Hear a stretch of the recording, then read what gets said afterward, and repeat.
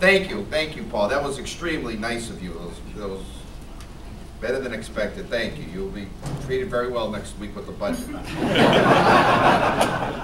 that. It was a test. And it's great to be, where am I, the South Shore is this now? Yes. I'm a North Shore guy, what can I tell you? Winthrop Revere guy. Last night, where were we like last night? Attleboro. Attleboro. I thought I was in Rhode Island. They told me I was still in Massachusetts.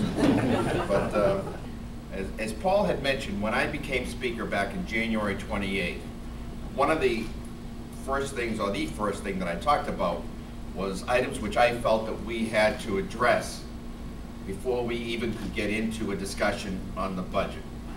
Everyone knew, obviously, that the budget was going to be, especially this year, the biggest debate that we were going to have. But what I felt was that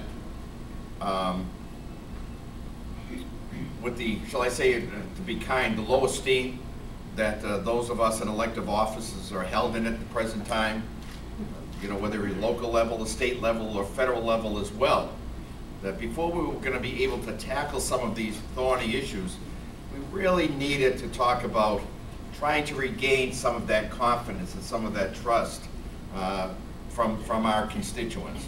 That's why I said it was important that we take up our House rules, we take up ethics reform, we take up pension reform, and then we have to take up transportation reform. And I'm pleased to say that in 2.5, almost 3 months now, we in the House have accomplished all of those. The first thing we did was take on the issue of House rules.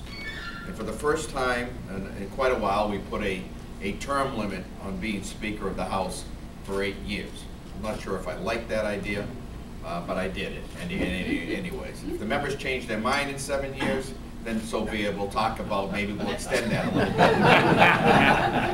But as of right now, as I'm standing here today, it's 8 years, the term limit. And I felt that that was important. I thought it was an important symbolism to the folks that we represent, to have a speaker, obviously, for a limited period of time. But some of the other things we did was we made our dealings much more transparent. Now, you know, on the internet, before people vote on bills, they have the bills available to them before they vote on them. And finally, we made ethics training mandatory. Let me just state that, you know, by having this as part of the process, I do not mean to besmirch the reputation of any people.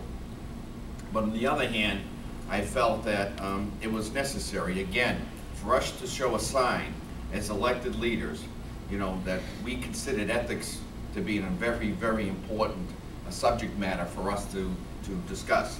And so we made ethics training for members and for all of the members' House personnel mandatory, not permissive, mandatory. And then we took on the thorny issue of ethics reform, a piece which I think has gotten some very good reviews. And I was proud to say that as my very first piece of major legislation, it passed unanimously. From conservatives to liberals to Republicans to Democrats, obviously the folks from all over the state bought on and voted for the ethics reform package. And what this did is it changed, again, how we do business here in the Commonwealth. It gave the Secretary of State a whole lot more authority and powers in his role to fight any issues with lobbying issues and lobbyists.